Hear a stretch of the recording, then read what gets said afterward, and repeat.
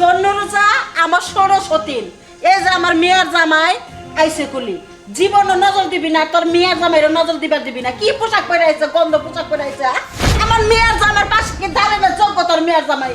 এই দেখ কি পরিবেশ, আর আমার মেয়ের পরিবেশ আর আমার জামাইয়ের পরিবেশ দেখ। কত গয়না পাতি আসলো, আমি টালা মাইরা কেবল সিন্ধু করতে এলাম। কারণ আশাবাদ তো ছোট্ট স্ত্রীর অভাব নাই কে, কখন বান হাতটা চুরি করে নিয়ে যায়, এই অভ্যাসটা আমার ভালো করে জানা আছে। আমার জামাইটারে তো পড়াই পড়ে বিয়ে বসে এবারতে বউ হয়েছিলি তাই না? আবার মেয়েরও জুলাই দিচ্ছে একটা কামলার হাতে, আলু ভর্তা ডাল ছাড়া তার কিছুই খাওয়ায় না। চুপ করো বুবু, তুমি অনেকক্ষণ ধরে অনেক কিছু করতেছো।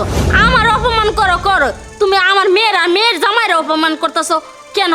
আমি যেই দিন থেকে বিয়ে হয়ে এই বাড়িতে আইছি সেই দিন থেকে তুমি দেখতেছো রাজত্ব করো, আমার জানা তাই কও, আমি সহ্য করছি। আজকে আবার আমার মেয়ের জামা রেডি করতেছো, আমি তোমার কোন পাকা দানে মই দিছি? হ্যাঁ, তোর আর তোর মেয়ের জামার আর মেয়ের কি নাক আছে রে? তোর তো নাক নাই কা, তোর শরম সারা মানুষ। ওই তুই কি বা নুরাজারে তোর মেয়েটারে কিবা করে কামলা লগে বিয়া দিলি? ও বাংলাদেশে কি আর কোনো ভদ্র ছেলে পাইছিলি না? ভ্যানসা বড় লোকের পোলা পাস নয় দেহে তো কামলা লগে বিয়া দিস, আবার বড় কলে আমার হাতে কত কস, আমার হাতে সুদূর বুদুর করে পাঞ্চনার আবার পারবি না রে, আমি একাই 100। আম্মাজান, আপনি অযথাই যে এই সমস্ত ফকিন্নি করার সাথে কিসের জন্য তর্কে ধরো, আমি কিছু বুঝি না।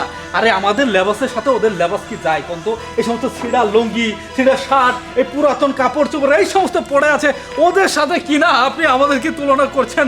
হাস্যকর।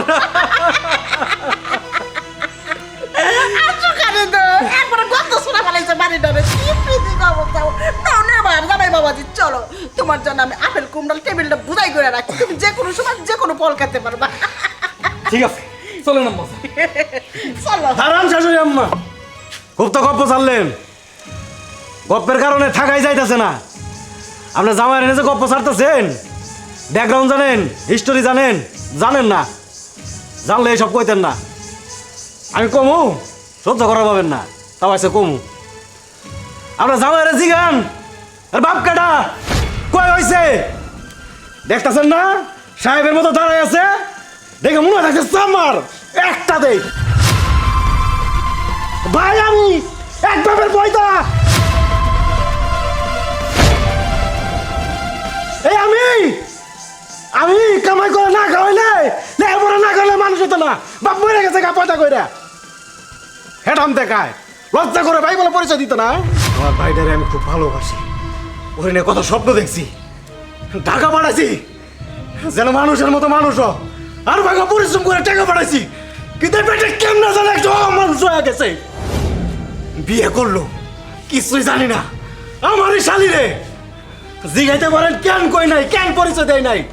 আরে আপনি যে চরিত্রের মানুষ লাত্তি মারে বাদ করে দিতে চাললে এই জন্য কই নাই, কিন্তু আজকে আর সহ্য করতে পারলাম না। যেভাবে আমার শাশুড়ি ডেরে অপমান করতেছিলেন থাকতে পারে নাই। চুপ করো